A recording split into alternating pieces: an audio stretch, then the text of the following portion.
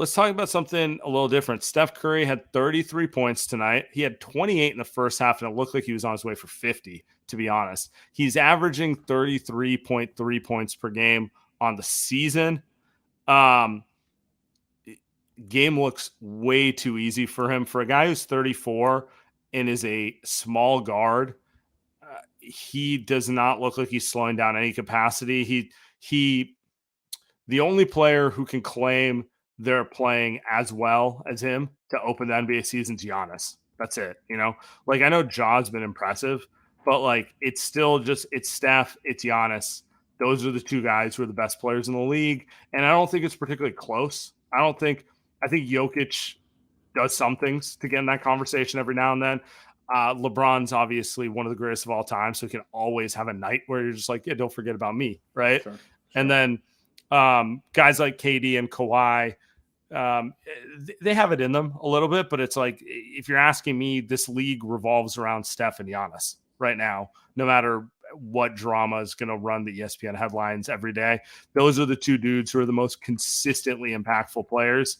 And in some ways, we just tend to forget about it because there's so much focus on Wiseman, Kuminga, the future, 2 timelines, Joe Lacob's Death Star, never going to lose, going to win 25 titles in a row, that sort of thing, which is fun. And like, I'm sure every Warrior fan would love that in eternity, but it's like, you do kind of have one of the most special players of all time in a elongated prime starting the season in a very special way.